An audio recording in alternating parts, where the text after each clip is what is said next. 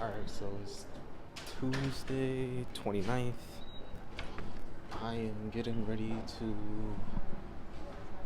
board my flight up to JFK, spend a week in New York. Checked in and all that, so it should be interesting. I haven't been on a plane since I was in middle school. So it should be nice. I'm pretty sure this is going to be my lifestyle from here on out, which I am all for. Oh, this place is nice. Anyway, I'll tap in with y'all later. Alright, just landed in Charlotte. It's a nice little layover wait. I'm gonna walk to my gate and then ask and see what they did with my bag. Unexpectedly, I had to check it in. It was alright. I haven't been on a plane in over 10 years, so I didn't mind. I just want to know if they will connect it to the flight for me or if I have to retrieve it. Which wouldn't be too bad. Either way, I'm not tripping. Yeah, definitely enjoying the fun. I got a nice little walk to where I'm headed. But I am assuming that my bag will be delivered for me. Yeah, I think I got about a 2-hour wait before my flight takes off. Enjoy this walk. I might get me some food. And then, yeah, let's see what happens from there. Later. We're just done boarding the flight. Got a couple more groups and then I'm up. A couple more hours, I'll be in JFK. Vacationing, making a dream work, making a dream come alive. Small steps towards progression. I just want to. Alright, so we landed in JFK. I'm headed over to baggage claim right now. Good flight. Time to start my vacation while on vacation. I'm living the life I said I'd set up for myself. I mean, I love it. I love it. Can't even. Soho Bistro. I'm gonna have to be here before I leave. Oh shit. Anyway, yep. Definitely told myself I'll be vacationing in my hometown, my home state, and that would have to mean that I would have moved and started my life somewhere else. And look at it. I moved in a month and I'm already vacationing. This is humble though. This is humble. I'm gonna be humble about it because this is just the beginning. I want to do this a whole lot more. I got my passport. Definitely got to get some stamps on that. But yeah, this is fun. I might tap in and do some more vlogging in the middle of the week. But we'll see. I might just enjoy the time. Ciao. Alright, today's November the 4th, 2024. Up here in Connecticut for a little bit. I'm getting ready to go vote, run some other errands. Now, I don't really care about voting, but I just want to see the level of influence I have on certain things. Yeah, it's been a weird year. We've done seen a lot between voting for Trump, voting for Kamala. Didn't even get to choose Kamala. She was given to us. I mean, that's a red flag right there, if you ask me. It's supposed to be a healthy republic. You know, people say it's a democracy. No, America's a republic. We've just figured out a way to give people democratic choices or make people feel like they have democratic choices.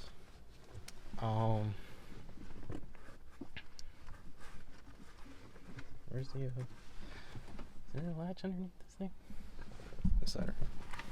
I was tripping. Yeah. Yeah, it should be interesting. I'm on vacation while I'm on vacation. So I've been enjoying my time, but yeah, it's a lot going on, you know. From candidacy, the media, slighted debates, one-sidedness, the lies. I mean, I don't think people, or how I explained it to my friend, this is like, if anybody plays video games, I'll give a real-life scenario. Right now, we're in a time where, you know, the powers that be that have gotten away with negative deeds, lies, deceit, things of that nature, they're having their final bank robbery, and it's the last metaphorical 2 minutes where they got to get everything they can or get out early and get out of Dodge. And right now we can clearly see that metaphysical powers trying to get every last bit of jewelry, gold, coin, drachma that they can, and might have a shootout about it. You know, so things are gonna theoretically get a little bit worse. They might not, but this isn't a grand scheme of time. Nobody truly knows how time is gonna operate. But what's that? Air freshener. Oh, that's what that's for. Oh,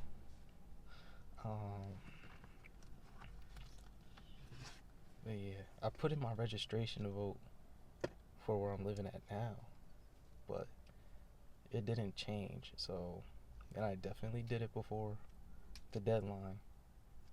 I guess they weren't anticipating on me voting. I've always voted as an unaffiliated party. My first vote was for Biden, I think it was. Yeah, I think my first presidential vote was for Biden. But I was young. I was still in college.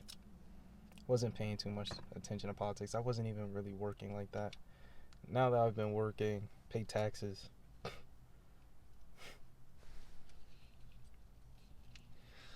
If I'm not paying attention to what's going on, I'm just voting just because it's the, status quo of things. I'm doing not only myself a disservice, but the generations of tomorrow a disservice, a major disservice.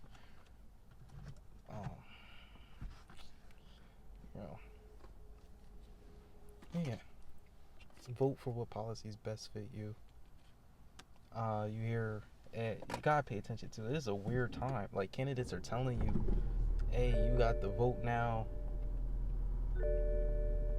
Vote against your spouse, your house. And then it really makes you sit back and think, like, dang, have we really been under war for hundreds of years? As good as things may have been, could have been a silent war for real. Because then it sheds light on why certain groups of people didn't get certain votes. I'm not saying it was right or wrong, but what I'm saying is when you look at what's going on today, and then you look at why certain decisions were made in history. And we know in history a lot of the slight, dirty things was going on back then too. And this is from the perspective that our elders and ancestors were just as, if not smarter, than the people of today. Then that means we also have people back then that weren't paying attention to anything either. We're just focused on pleasure and all things of that nature. It would make sense why, if you had a household, certain people didn't get a vote because more than likely the household interest converged at some point, and so everybody would vote for the same thing, majority house rules. But when you look on the news and you see advertisements, you making your spouse look like, they do dirty things in the dark, but you're going to stick with them. Yeah, it's just a lot of contradictory. Like, it's not healthy at all. Not in the slightest. But yeah, I'm going to go vote, handle some business. Definitely voting Trump, because it just makes, logically, it makes more sense. At least that man could talk policy. Of all the stuff I had you listening to, have you ever heard a policy out of Kamala? From her mouth? No, but everybody else is saying these are her policies, but she won't say her own policy. Mm-hmm. Yeah, okay. And then when she talks about the Green New Deal and things of that nature, it's like, it's scripted. It's scripted.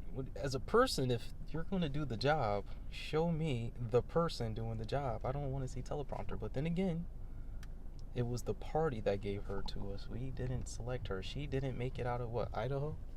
Iowa? One of those two states? She didn't make it out the first round, and now she's the Grand Slam candidate? Ah, son. Anyway, feels good to be back in Connecticut. It's dumb cold, but I'm enjoying my time.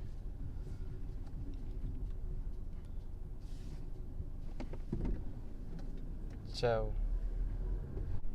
So update with the go vote. Can't vote. I know they'll have voting open tomorrow, but I'll be on a plane during that time. Like I said, I did submit my change of address voters registration, but for some reason it didn't go through. And this year we see ballot boxes were being set ablaze, mails being dumped. I wouldn't be surprised if my mail got sabotaged. The people that, when I was handing in my forms, they wanted me to add in more information. I don't want to say any names or anything like that, but facts of the matter is they want me to add more information. I told them I'm only adding what was required by the federal government. There was a back and forth with that. Went about my business. So I did put my best foot forward for it. But yeah, kind of sums up this election.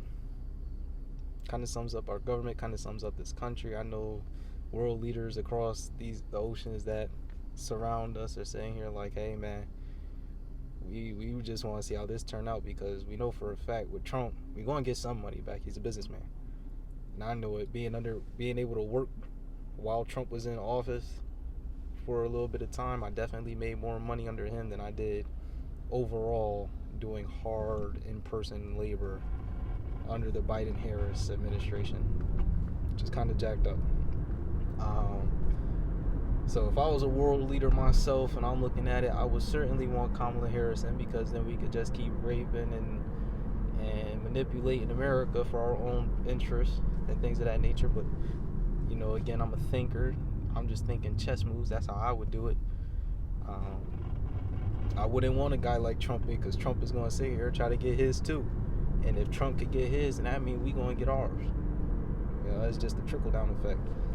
But that's just if I'm looking at it, you know, as a chess game, because everything's a metaphor upon everything, things of that nature. But yeah, I did put my best foot up, best foot forward. We'll see what happens. We'll see what we get for a president. It should be interesting. It'd be cool to see. Hey, I know one thing, it will definitely be two drastic ways of living life depending on who we get, that's for sure, because we definitely had a taste of both candidates. We've had Trump for 4 years, and we had some of Kamala for 4 years. Even though she was VP, there was a lot of stuff she could have done that didn't get done. There was a lot of things that Trump did do. He didn't get everything done, but we don't expect anybody to get everything done in 4 years. It's not realistic. And we also see with the vice presidential candidates between Tim Walz and J.D. Vance. J.D. Vance is a far better pick by a landslide. Now, I was just having a conversation earlier with a young lady. She was saying how it seems like it's 50-50. And I had to ask her, does it seem like it's 50-50 because of what you're seeing, or is it 50-50 off of actual research and you looking up information and hearing these candidates out? She goes, oh no, I haven't done any research. I'm like, yeah, of course it would seem 50-50 then, because it's just the clips you hear in the news, everybody else's perspectives and things of that nature. Of course they want it to look 50-50, but they're going to do that for those that aren't doing the work, that aren't sitting on their 2 feet and moving one by one to go see, yeah, this is what's going on. This person doesn't even know what they're saying. They're not competent enough for the job. But when you are looking at information, multiple sources and things of that nature, you can see it's not even close. It's not even close. And if one candidate does win, it's a much bigger question mark on who's really running this country. I mean, it's already a big question mark on how one candidate even got to be in the position they're in. Again, I don't want to say too much because the candidacy is still going on. That's a large topic within itself. A lot of things play onto itself. And I'm starting to see a lot of other podcasts and interviews talk about this. Mamos and Wilson talked about this back in the 1980s. And I'm paraphrasing, of course, but it's a large Venn diagram of problems that where all these circles meet at a certain point, but because these circles are of different sizes and depths, it's kind of hard to tell where they all meet. And once you solve one problem, another 2 circles have already been added because it's already a complex problem. Yeah. I've enjoyed my week up here. It was fun. We're going to enjoy our time. Ciao. Alright, I just want to start off this record blog by saying America does by far have the best pilots, hands down. Conditions, knowledge, ability, skill, effort, work that they've put in. Best pilots, hands down. Finally made it to my destination. Today's Tuesday the 5th, election day, the last day of voting. I believe, yeah, the last day of voting. Collecting my bag. It's been great. Not even gonna lie to you. Truly loved it. Feels good to be back as well. update. I finally got a call from my job too. It is, like I said, November. I was supposed to be back at work in October, and they're finally calling me talking about, please give us a call. As long as you come in, we won't have it as a no-show and an absentee. Still be eligible to work. I'm like, I just don't get the damn message. I told y'all when I was there, couldn't afford me. Didn't want to pay people, and now look at what you have. Trying to keep people on the roster that don't even want to be there anymore. I up and moved my entire life. Little do they know. And people, are so brainwashed into thinking you have to show up to a job. Like, I think people truly have forgotten that jobs work for us to a strong degree. Yes, we're trading our time for commodity, but that's only because of the popular belief that said commodity is essential for us. At any given point, commodities can change. Why do you think BRICS Nation is such a conversation right now? But hey, what do I know? I used to scrub toilets for a living. Now I'm hopping off flights. Humbly speaking. Baggage claim.